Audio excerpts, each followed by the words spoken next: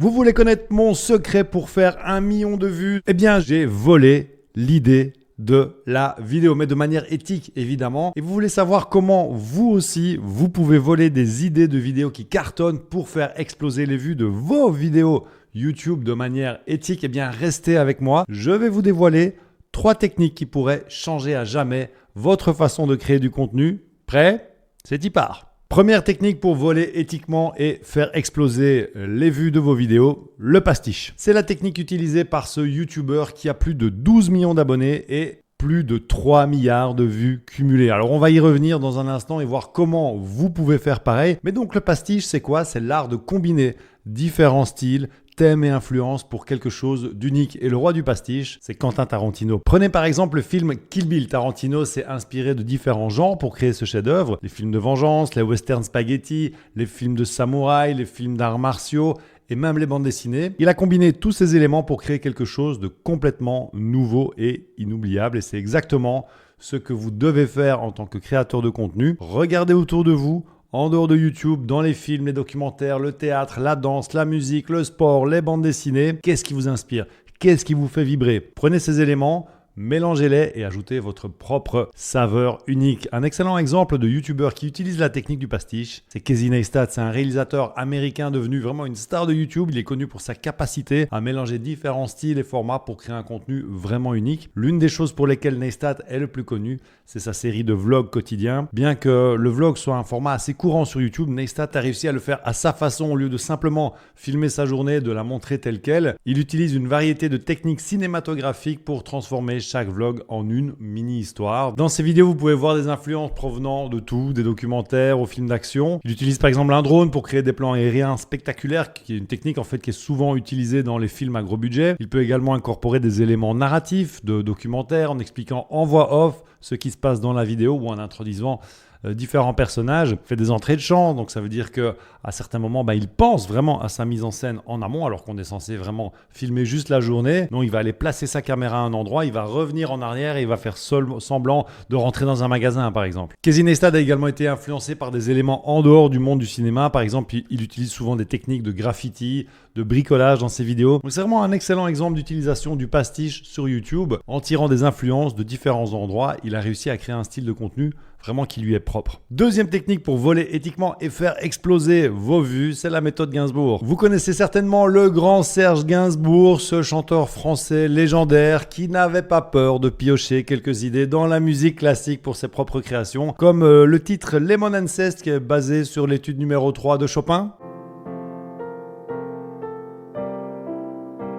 Bon, c'est juste un exemple, il y en a plein d'autres. Eh bien, on va faire exactement pareil sur YouTube. On va aller chercher des idées de vidéos, mais dans d'autres niches que les nôtres. Comme Gainsbourg, qui plutôt que de s'inspirer directement de ses contemporains dans la chanson française, a préféré puiser dans la riche tradition de la musique classique pour créer ses chefs-d'œuvre. Alors, on va prendre un exemple concret avec une chaîne YouTube qui se concentre sur l'enseignement de la programmation informatique. Vous y expliquez par exemple comment utiliser Python, comment construire une application web et peut-être même quelques tutoriels sur le codage de jeux vidéo. Et un jour, vous vous retrouvez à regarder une chaîne de fitness qui propose une vidéo 30 jours pour sculpter votre corps, le défi. Elle est divertissante, motivante et elle retient votre attention et soudain, Eureka, une idée vous vient.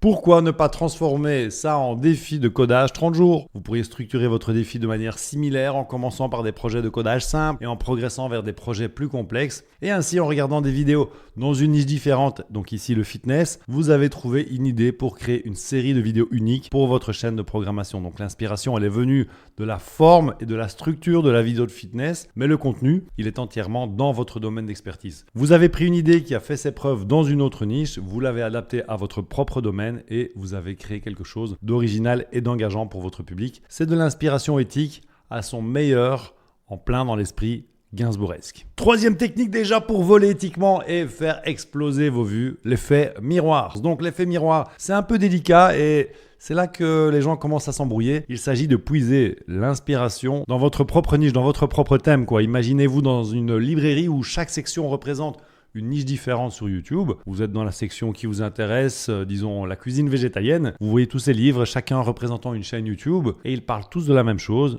cuisiner végétalien. Alors ici, on ne va pas choisir un livre et copier mot pour mot une de ces recettes. Non, ce qu'on va faire, c'est qu'on va prendre plusieurs livres, on va regarder les recettes les plus populaires, voir ce qu'elles ont en commun, pourquoi elles plaisent tant. Et sur YouTube, comment on fait? Eh bien, on repère 3 à 5 chaînes, idéalement dans des langues différentes, qui couvrent exactement le même sujet que vous. Alors pourquoi des langues différentes? Parce que ça donne une perspective plus large, ça vous montre ce qui fonctionne à l'échelle mondiale et pas seulement dans votre pays. Et ensuite, vous allez sur leur chaîne et vous regardez leurs vidéos les plus populaires. J'ai eu l'idée de la vidéo la plus vue de ma chaîne YouTube avec presque 1 million de vues en utilisant cette technique. Je suis allé sur une chaîne américaine vraiment exactement sur le même sujet que moi. J'ai vu qu'une de leurs vidéos les plus populaires avait plus de 1,7 million de vues. Ça s'appelait Comment faire des vidéos avec son téléphone. Et bam, j'ai pris exactement le même titre, je l'ai fait à ma sauce et j'ai fait 1 million de vues. Et pour être tout à fait honnête avec vous, cette vidéo-ci que je suis en train de partager avec vous, le contenu, j'ai eu l'idée de le faire en regardant un tweet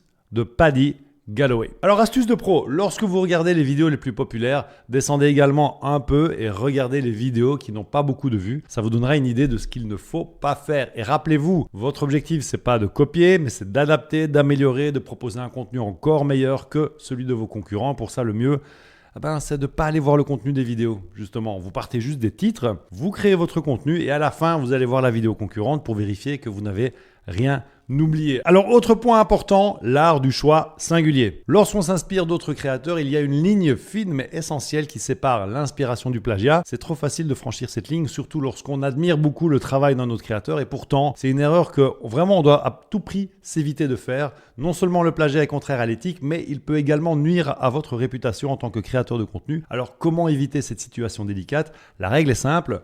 Le respect de l'art du choix singulier. En mettant l'accent sur cette règle, on souligne l'importance de choisir 1 ou 2 éléments spécifiques à imiter tout en conservant le reste de notre contenu original. Donc par exemple, si vous admirez le style de montage d'un youtubeur comme Cyprien, vous pouvez vous en inspirer pour vos propres vidéos. Mais si vous commencez également à copier ses miniatures, ses choix de sujets, son ton de voix, ses blagues, etc., là vous franchissez la ligne. L'idée, c'est pas de devenir une réplique de Cyprien, mais de vous inspirer pour développer votre propre voix et votre propre style unique. Alors rappelez-vous, l'art du choix singulier, c'est pas seulement une règle, c'est une philosophie de création. Elle vous permet de grandir en tant que créateur tout en respectant les autres dans votre domaine. Et on termine avec un point essentiel, vraiment important, rendre à César ce qui lui appartient. Que vous soyez un artiste, un écrivain, un musicien, un créateur de contenu YouTube, vous avez probablement été inspiré par quelqu'un d'autre à un moment ou à un autre. C'est parfaitement normal.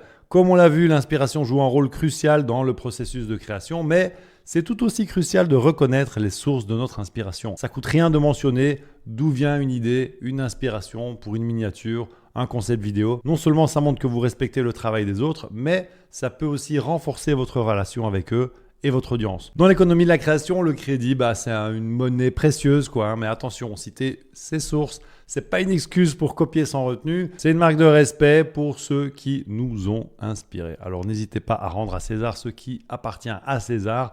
Non seulement vous vous sentirez mieux, mais vous gagnerez aussi le respect de votre audience et de vos pairs. Et qui sait, peut-être que quelqu'un vous citera un jour comme source d'inspiration. Je vais donc mentionner une inspiration clé pour cette vidéo, l'excellent livre Still Like an Artist, un ouvrage qui m'a poussé à voir le vol des idées sous un autre angle, à reconnaître la valeur de l'appropriation éthique et de l'inspiration. Comme on l'a vu, on peut voler une idée, mais attention, c'est un art, l'art de reprendre une idée, de la faire sienne, de l'améliorer et de la partager. À bientôt, ciao.